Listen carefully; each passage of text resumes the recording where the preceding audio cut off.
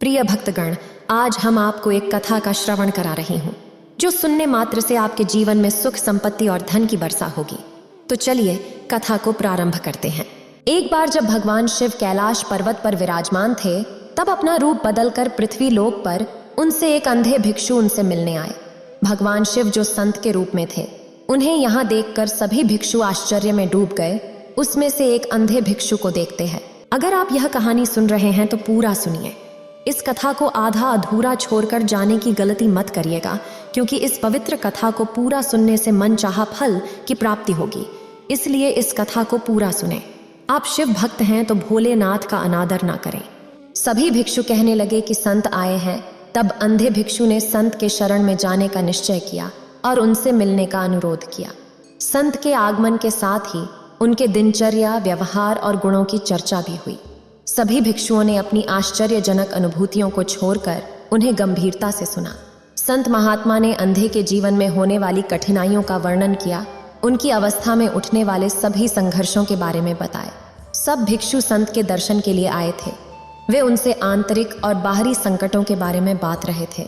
सभी को लग रहा था कि संत महात्मा उन्हें उनकी मुक्ति का मार्ग दिखा सकते हैं। एक दिन कुछ भिक्षुओं ने मरे हुए कीटों को देखा तो उन्होंने संत महात्मा की निंदा करनी शुरू कर दी। उन्होंने कहा कि संत महात्मा ने इन जीवित प्राणियों की हत्या की है और वह धर्म के अनुसार गलत कर रहा है। उन्होंने संत महात्मा को दोषी ठहराया और उसे दंडित करने का विचार किया। फिर संत ने इस वाद विवाद को सुना और देखा कि भिक्षुओं की इस तरह की निंदा करने से पहले वे उनसे कुछ प्रश्न पूछना चाहते हैं। उन्होंने पूछा, क्या आप लोगों ने इस कीट के मरने का कारण जाना है? भिक्षुओं ने उत्तर दिया, हमें तो सिर्फ यही पता है कि आपने इन्हें मारा है।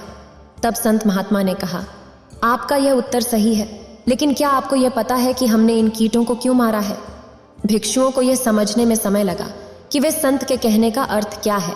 फिर उन्होंने ध्यान से समझा कि भिक्षु की अंधता के कारण उसने यह कीट को मरा दिया। उसे इसकी जानकारी नहीं थी कि वे कीट हैं या जीवित प्राणी, इसलिए उसने उन्हें अंधेरे में देखकर उन्हें मार दिया। इसने किसी भी प्रकार से निर्दोष प्राणियों की हत्या नहीं की थी। फिर संत ने उनसे कहा, यह सिर्फ एक बार हुआ है और आप सबने उसे देख लिया है, लेकिन आप लोग बहुत समय से अंधे हैं और जब अंधेरे में आप कहीं आते जाते हैं तो न जाने कितनी हत्याएं की हैं, कितने प्राणियों को पीड़ा पहुंचाई है, इसका कोई अंदाजा भी नहीं होगा आप लोगों को। इस प्रकार संत महात्मा ने भिक्षुओं को उनकी अंधता और न्याय की अभावना का अनुभव कराया। उन्होंने उन्हें समझाया कि हमें दूसरों के अनुभवों और परिस्थितियों को समझने की आवश्यकता होती है, और जब हम किसी को दोषी ठहराते हैं तो हमें सच्चाई की जांच करनी चाहिए। हमें संयम और करुणा के साथ प्रत्येक व्यक्ति के प्रति सम्मान रखना चाहिए, चाहे वह अंधा हो या दूसरी कोई दृष्टिहीनता हो। फिर संत महात्मा ने भिक्षुओं उन्हें समझाने का प्रयास किया कि वह भिक्षु अंधे क्यों है और इसका कारण क्या हो सकता है। संत महात्मा ने कहा, वह भिक्षु इसलिए अंधे हैं क्योंकि वे पिछले जन्म में किसी प्रकार का पाप किया है और उस पाप की कर्म फल वे इस जन्म में भोग रहे हैं। यह उनका पूर्व जन्म का प्रभाव है, जिसके कारण उन्हें आंखों की दृष्टि की अपार्थिकता का सामना करना पड़ रहा है। अंधता एक व्यक्ति के पिछले कर्मों का परिणाम हो सकता है और उसे उसके व्यक्तिगत पापों का फल भोगना पड़ सकता है। उन्होंने यह समझाया कि हमें इस प्रकार के व्यक्तिगत दुख के पीछे का कारण जानना चाहिए, लेकिन हमें किसी के दोष ठहराने की बजाय संयम, प्रेम और सहानुभूति का अभ्यास करना चाहिए। फिर संत महात्मा ने उन भिक्षुओं को समझाया कि हम सभी अपरिपक्व होते हैं और अनंत जन्मों के दौरान हमने अनगिनत अभावनाओं और पापों का अनुभव किया है। हमें दूसरों के दोषों को निकालने की बजाय अपने आप से नफरत करने के स्थान पर स्वयं के अभावनाओं को देखना चाहिए और इसे सुधारने का प्रयास करना चाहिए। हमें दूसरों के दोषों की बजाय उन्हें समर्पण और सहयोग के साथ मार्गदर्शन करना चाहिए। संत महात्मा ने उस अंधे भिक्षु के बारे में कहा कि पूर्व जन्म में यह भिक्षु एक चिकित्सक था और एक अंधी स्त्री ने चिकित्सा के लिए उस चिकित्सक के पास जाती है।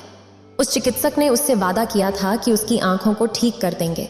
चिकित्सक ने चिकित्सा की और अंधी स्त्री की आंखें ठीक हो गईं। परंतु जब चिकित्सक ने स्त्री को उसका वादा पूरा करने के लिए कहा तो वह स्त्री ने भय से दासी बनने के भ्रम से यह मानने से इनकार कर दिया कि चिकित्सक ने उसकी आंखें ठीक की हैं। चिकित्सक जानता था कि स्त्री की आंखें ठीक हो गई हैं, लेकिन उसने जानबूझकर झूठ बोला। उसने स्त्री से बदला लेने के लिए उस चिकित्सक ने गलत दवा को प्रयोग किया जिससे स्त्री की दृष्टि फिर से लापता हो गई। स्त्री ने बहुत रोया और पीटा, लेकिन चिकित्सक ने किसी प्रकार इलाज नहीं किया। इस कारण वह भिक्षु अंधे होने के पाप भोग रहा है।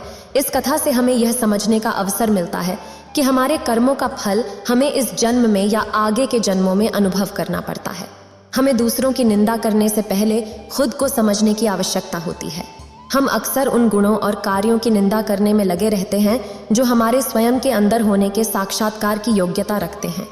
दूसरों को निंदा करने के बजाय हमें अपने आप को समझना चाहिए, अपनी दृष्टि को सुधारना चाहिए और उन गुणों को स्वीकार करने की क्षमता विकसित करनी चाहिए जो हमें अपने और दूसरों के लिए उदार, समझदार और संवेदनशील बना सकते हैं।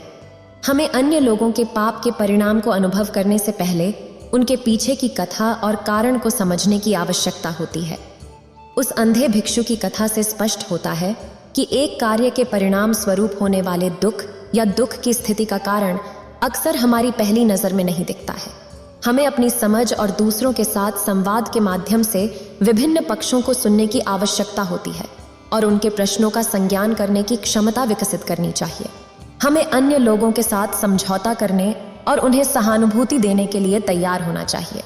यह कथा हमें यह भी सिखाती है कि हमें अपने कार्यों और कर्मों की प्राथमिकता पर ध्यान देना चाहिए। भिक्षु का अंधेपन उसके पिछले जन्म के कार्यों के परिणाम स्वरूप ही हुआ था।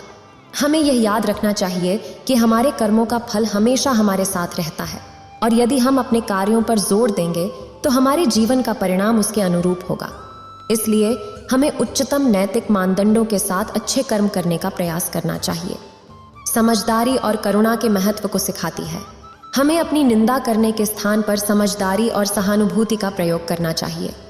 हमें दूसरों के दुख में सहयोग करना चाहिए और उनके प्रति करुणा और समझदारी का व्यवहार करना चाहिए।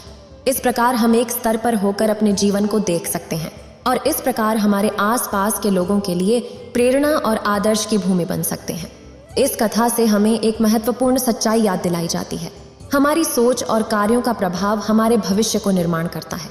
हमें संज्ञान में रखना चाहिए कि हमारी हर एक क्रिया, हर एक वचन और हर एक सोच हमें नए संभावित अनुभवों की ओर ले जा रही है। यदि हम अपनी सोच और कार्यों को सुधारते हैं तो हम अपने जीवन में परिवर्तन ला सकते हैं। हमें यह समझना चाहिए कि हमारे कर्म हमारे भविष्य को निर्मित करते हैं और हमें धर्म परायणता और सत्यनिष्ठा के माध्यम से अपने जीवन को महत्वपूर्ण बनाना चाहिए। यह कथा हमें उस सत्य की याद दिलाती है कि हमें सदैव सत्य का पालन करना चाहिए, चाहे उसका परिणाम जो भी हो। इससे हम अपने जीवन को सत्य, ईमानदारी और न्याय के आधार पर बना सकते हैं, जो हमें सुख, शांति और आत्मिक आनंद प्रदान करती है। इतना कहकर भगवान शिव कैलाश पर्वत के लिए प्रस्थान कर जाते हैं।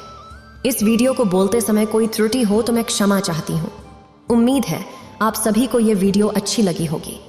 अगर आप शिव के सच्चे भक्त हैं तो चैनल को सब्सक्राइब और वीडियो को लाइक करके कमेंट में हर हर महादेव लिख दीजिए।